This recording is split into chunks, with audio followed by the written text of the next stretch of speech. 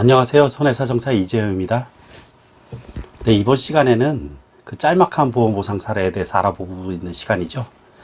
이번 시간에 다뤄볼 주제는 사고가 났는데도 불구하고 교통사고, 만약에 가해 운전자가 보험 접수를 해주지 않는다면 어떻게 대처해야 되는가, 이에 대해서 알아보도록 하겠습니다. 우리 실무 사례에서 이러한 사례들이 종종 발생합니다. 개인 합의를 하자. 가해 운전자가 피해자한테 보험 처리하지 말고, 이러한 경우가 종종 발생했는데 다치지도 않고 뭐 차만 조금 긁힐 정도에 불과한데, 이런 경우에 뭐 가해 운전자가 제대로 그 차 수리도 완벽하게 해주고 병원 진료도 받으라 하면서 돈을 피해 보상을 충분히 해준다면 이렇게 편법적으로 보험 접수해주지 않고 처리해도 무방하겠죠. 근데 골절 등 사고가 일어나서 크게 사고가 났는데도 불구하고 보험 접수를 해주지 않는 사례가 종종 발생합니다. 우리 사고가 나면 우선 가해 운전자는 교통사고 발생 시의 조치 의무라고 해서 도로교통법 제54조에 그 의무를 두고 있는데, 사상자를 구호하는 조치를 해야 합니다. 가장 우선적으로. 두 번째로, 도로의 원활한 소통과 안전을 위해서 경찰관서에 신고할 의무가 있습니다. 그런데 가해 운전자가 이 경찰관서에 신고하지 않는 경우가 발생하죠. 이럴 경우에 피해자는 경찰관서에 피해자가 직접 신고하셔도 됩니다. 이 경찰관서에 신고도 되지 않을 경우에 후일에 문제가 생기는 경우가 있습니다. 이렇게 가해 운전수랑 잘 합의가 돼서 특별히 뭐 보상에 문제가 없다면 상관이 없겠지만, 처음에 개인 합의하자고 해놓고 가해 운전수가 실제적으로 피해자에게 보상을 해주지 않는 사례가 실무에서 가끔 나옵니다.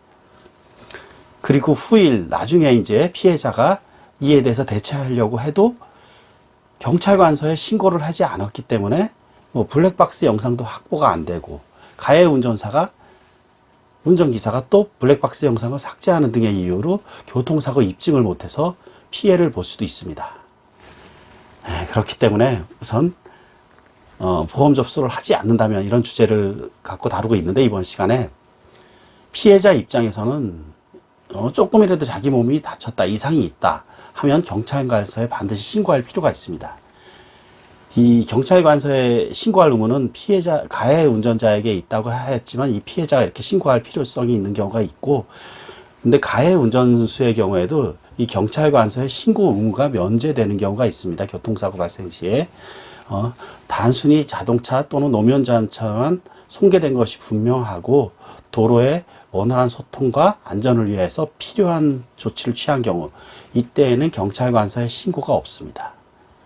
그냥 사람이 다치지도 않았다는 전제입니다. 또는 아파트 단지 내 등 도로가 아닌 곳에서 사고, 이런 경우에만 신고 의무가 면제되는 건데, 근데 나는 다치지 않았다고 생각했는데 후일에 후유증이 발생할 수도 있잖아요. 이런 문제가 있기 때문에 일단 피해자 입장에서는 후일의 증거 확보를 위해서 무조건 교통사고가 나면 경찰서에 신고하시는 게 좋습니다.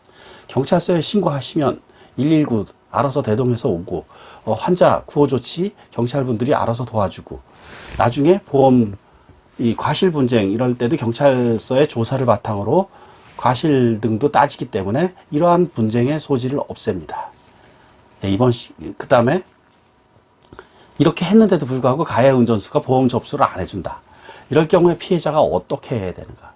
우리 상법의 724조에 이럴 경우에는 피해자의 직접 청구권이라는 것이 있습니다.